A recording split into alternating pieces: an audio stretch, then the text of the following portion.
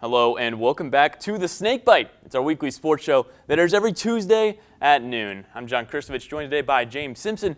Thank you for joining us here at FSC TV. And James, we have got our first SSC champions of 2022. Yes, we do. A huge win for the men's swimming team last night as they won their first conference championship since 2016. The competition came down to the very end as the two top teams were separated by just 2.5 points heading into the night's final event. In the meet-deciding 400-yard freestyle relay, the men's quartet of Brandon Dyke, Kyle Mikulev, Elder Oliveira, and Matteo Zampisi, the team recorded a new Florida Southern record when it mattered the most. They wound up defeating Nova Southeastern by just under 17 points to cap off a thrilling 5-day championship week. Yeah, good for that team. Always good to get some hardware in the postseason, and nice to have the Mocs back at the helm of swimming. The women's team, by the way, fared pretty well for their own right. They defeated Lynn, Rollins, St. Leo, and Florida Tech, achieving third place in the conference. So not bad at all, especially over a few of those teams that gave them some fits during the regular season. Jazzy Hoffman, among others, broke 2 different school records in the meet, earning a top time in the 50 and 100-yard freestyle events. Several other Mocs also reached podium in individual events across the board. So both teams await March 1st now, as the NCAA will announce selections for the national tournament come mid-March. And March 1st is going to be a big day for a couple reasons, not just the swim qualifications as you mentioned, but the women's basketball team is set to host their first game in the Sunshine State Conference tournament after winning their 9th straight this weekend against Eckerd. After starting their season 1-4, the Moccasins have turned it all the way around as they now are 17-8 overall with a conference record of 15-4, which is second best in the conference.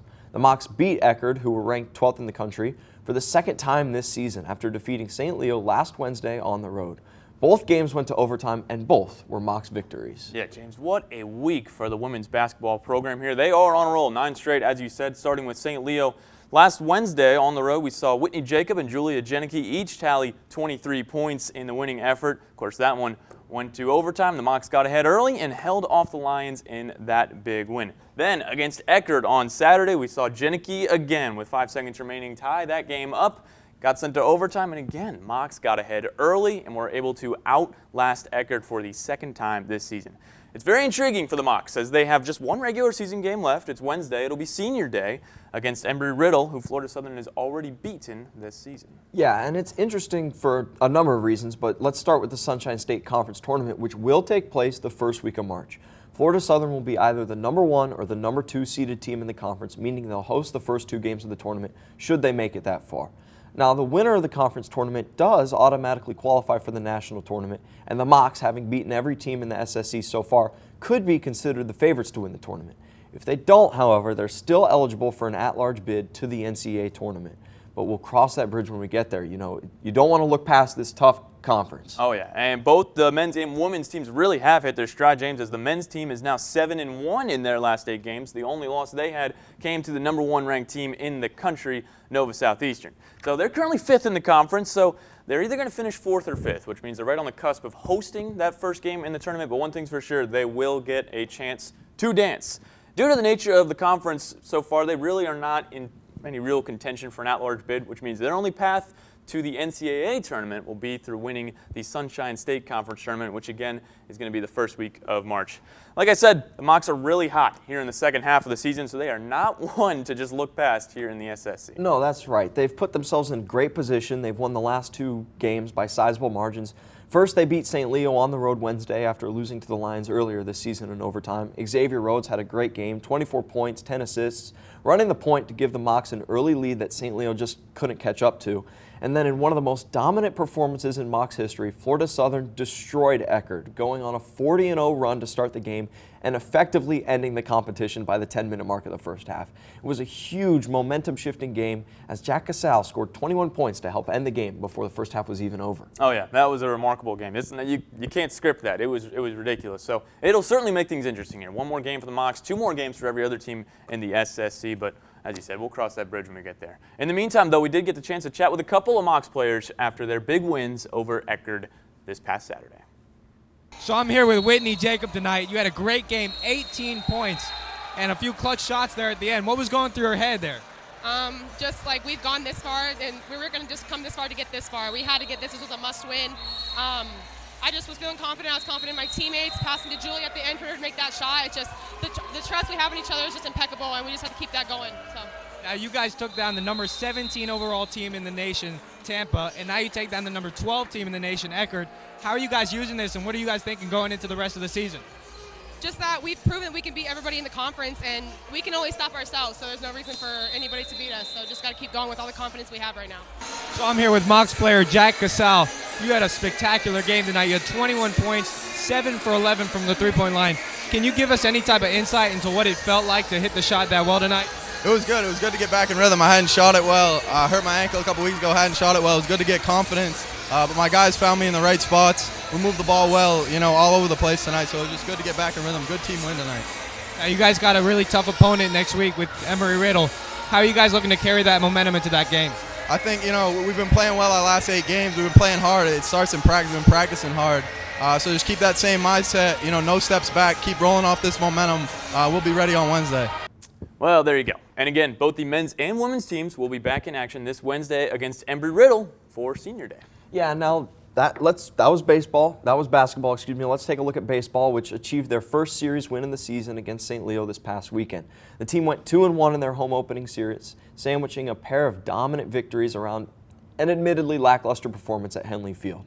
Let's focus on the positives, though, starting with Friday night, which saw Nate Madej pitch an incredible game. Madej, in his second year with the Mocs, pitched 7 innings of 2-hit ball, allowing just 1 run on 110 pitches. And the Mocs offense was able to muster some hard-earned runs in the back half of the game, and they won the conference opener. Yeah, and after losing the second game of the series and what ended up being a back-and-forth affair, reliever-turned-starter Brant Brown matched a career-high 7 innings pitched to lead the Mocs to a Game 3 victory and the series victory. In his third year with Florida Southern, Brown allowed just 4 hits and no runs over just 56 pitches, an incredibly efficient effort for a guy that went 7 innings pitched. Offensively, the Mocs out-hit the Lions 12-6 and were able to score enough runs when it mattered, as the final score was 3-1 on Sunday afternoon. So the Mocs are now 5-5 with a 2-1 conference record after what was admittedly a tumultuous start to the season. A good chance to keep the momentum going against Barry, though, this weekend for a 3-game series. Yeah, and you mentioned the tumultuous start for the baseball team. Now we're getting a bit of the tumultuousness on the softball side. Yep. The season has hit a bit of a lull. And after starting the season 6-1, the Mocs have now lost 5 straight and are in desperate need of a turnaround after getting swept by St. Leo on the road this past weekend. A bit of a highlight, though, Maya Moy continues to lead the team with a .425 batting average, and pitching hasn't been that bad, as Tiana Hernandez leads everyone with a .357 ERA through 17 2/3 innings pitched. They'll also have 3 games this weekend against Barry, another conference matchup. Yeah, that should be good. And it happens. Baseball, softball, teams hit lulls, but 6-6 on the season, not bad for the softball team. Shifting focus, though, the women's lacrosse team wasn't actually involved in official competition this week, but the men did travel on the road again for a pair of contests in the Carolinas. There was some really good lacrosse this weekend, James, as the Mocs beat Belmont Abbey, a team that was receiving votes in the latest USILA poll by a pretty healthy margin, 21-13. Jeff Atlas had 9 points with 7 assists, nothing new, while Thomas Frank led all goal scorers with 6 on the afternoon.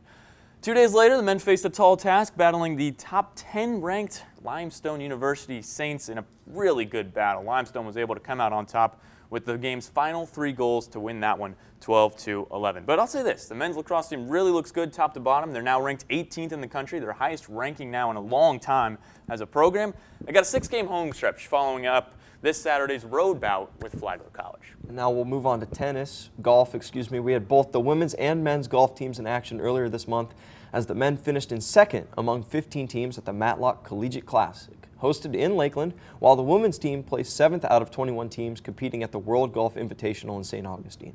The women's team is currently hosting the Lady Mocs Classic, and the final round of that one will wrap up this afternoon. Check out fscmocs.com for updated results on that one and the schedule ahead for both of those teams. You got ahead of yourself a little bit there, but the tennis teams are actually getting their season going as well, with both clubs facing a really tough start to their spring season. We say this across the board. The Sunshine State Conference is one of the best in all of Division II, and a really tough battle against Barry and Lynn to lead off their spring schedule. So neither team has yet to have a win here in this early portion of the spring season, but they did both face Eckerd yesterday at home. That one finished before our production time, so you'll have to check out fscmocs.com. You also want to see their updated schedule, as they have a bunch of conference and non-conference matchups coming up here in the next couple weeks. So James, we also had the track opener here this past weekend, and as the resident track athlete here on the Snakebite, why don't you give us a couple highlights from that event? Well, you want highlights. Mason Jones and Ellie Fluman both setting 3K school records, which is just about as big of a highlight as you can get. You know, I watched the Mason Jones race, and he was basically raced that as a solo effort through the last mile and a half of that 3K race. And then if you look at the rest of the men's team, you know, they had a couple races that maybe they were disappointed with, but we're really not a 3K program. You know, teams like Tampa, they've been on the track for months where they're doing 2 track sessions a week. You know, we don't have that luxury due to us not having a facility, but even if we did, we wouldn't be there. We're really a 5K, 10K team, sure. And that's going to really show down the stretch. The women's team, you had Emma and Marissa, 2 freshmen that have been really performing well, and they had season openers they were proud of. All in all, it's looking like there's a North Star for the Mocs track program, and we're looking to really elevate ourselves as the track season goes on and we go into cross country next fall. A really great start to the season.